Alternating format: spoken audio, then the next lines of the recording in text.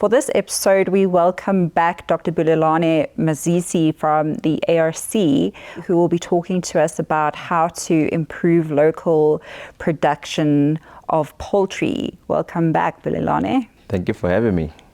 Just to clarify for some of the viewers that may not have joined us for the previous episode in which you featured, could you just tell us what your role is at the ARC? All right. I'm a poultry researcher, junior poultry researcher at the ARC, looking at feed efficiency, the nutrition side of it, the diseases, and the welfare. So just to put the poultry production in South Africa into context, could you tell us how many birds are slaughtered on an annual basis? South Africa slaughters a lot of birds on an annual basis. About 960 million birds are slaughtered every year in South Africa, and the trend seems to be it's going to increase. And in terms of load shedding, so obviously everyone in South Africa would be well aware of our energy crisis. Do you think that rolling blackouts will have an impact on the amount of poultry slaughtered? Are we going to see a downward trend in that? Yes, we're definitely going to see a downward trend in that, because most of the large-scale producers of poultry, especially meat, they use automated systems. So with the load shedding, it's really going to affect the production. It's really going to affect the slaughter process. It's going to be way slower. It's going to affect the input, the financial input put into the production and slaughter. So it's going to have a downward effect, all right, and also an increase in pricing and all that. So moving on to actual poultry production in South Africa, how well do indigenous breeds feature in the national flock? Well, with people becoming aware of the differences in terms of tastes between indigenous and exotic breeds, so a lot of people are flocking into consuming indigenous breeds, and it's increasing yearly. And most of the indigenous breeds are consumed in communal areas because of their properties in terms of being hardy, in terms of scavenging for food. So less feed is incorporated, in terms of the taste of the meat. So a lot of people are going for such breeds because it's very different. It's very different from the exotic ones. What are the most common breeds that are currently being used in South Africa in terms of commercial production? In terms of commercial production, they're using the Potchefstroom Koek. It was developed in Potchefstroom, and it's very hardy, and the taste is amazing. And also the naked neck, the Venda naked neck.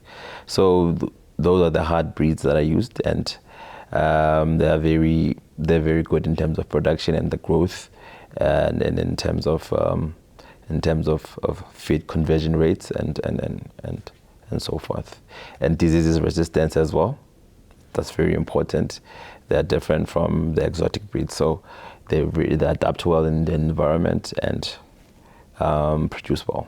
So the breeds that you just mentioned, those are indigenous breeds, right? Those are the indigenous breeds, yes. And so do South African farmers still use the exotic breeds in large-scale production? Yes, they still use the exotic breeds because of their qualities. They produce large scales of meat, right? Meat production is very good when it comes to exotic, and they grow very fast compared to the traditional or the indigenous breeds. So it's been widely used. They are widely used, such as the Ross 500 and the Cobb 500 and the Ross 308. Those are the exotic breeds that are used widely in South Africa in large scale because they produce large amounts of meat. So what about crossbreeding programs then? Because there seems to be benefits of using exotic breeds and of using indigenous breeds. Is there any research being done by the ARC in terms of crossbreeding programs that may produce a very efficient breed specifically for South Africa? Crossbreeding is very important because it gives you features from both sides that are very important. For instance, if you breed a Cob 500 and the Kukuk, the Potentium Kukuk, so you get a hardy breed that is disease resistant, and you get a breed that produces meat, right? That is a large amount of meat, and the growth performance is improved as well. So if you get those two features in one bird, you get your production and your outputs that are very optimum. Can you elaborate on the meaning of feed efficiency in terms of what it means in poultry production specifically? Feed efficiency is a very important part of poultry production because it means that your animal is producing as much as it's eating. So you don't want a feed conversion ratio that is very low. You want it to be very high. You want it, the animal to eat a portion and produce a portion. So you determine it in terms of the growth performance or egg production if it's egg production. So looking at the production trends, you will see if your animal is producing as optimum as possible, right? So it's very important because now it means that you're not just injecting financial aspect of it in terms of money, to buy feed for an animal that's not producing for you the right amount of product. So it's very important to balance the two and get an optimum production, because at the end of the day it's a business, so you must make sure that that's balanced. And how can farmers improve feed efficiency? Improving feed efficiency, you must just make sure that the animals are not stressed first, because that can affect your feed efficiency. You just make sure that the food is palatable, right? You get the right amount of feed, right? So you can't get pellets for small chicks; they won't be able to eat, right? So you must get the right amount of food, and feed the right amount at the required time. So that will help you. Also, they add some additives into the feed. I know of some farmers that use duckweed, right? Duckweed is just a green thingy that it's on the lakes most of the time. So they cut it off and then add that to the feed to improve palatability as well as the protein content, because duckweed has like 40% protein. So if you include that and have those additives, right, you can improve your feed efficiency.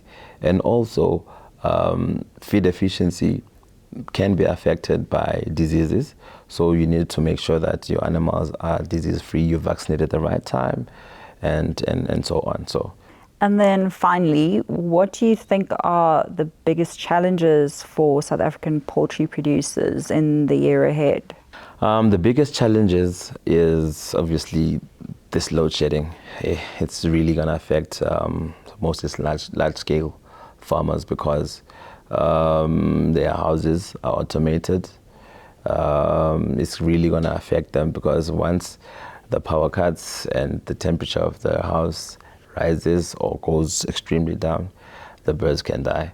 So that will really affect, that's going to challenge the farmers to think outside the box, maybe install solar panels or maybe go for generators, of which that's the money that's going to increase meat production and meat prices in the end, because now they have to channel some of the money into buying diesel or installing the solars, so that they incorporate that into the production finances, and then it's going to really increase the prices. And the consumers are going to suffer at the end of the day. Thank you very much for joining me, Bulelani. Thank you.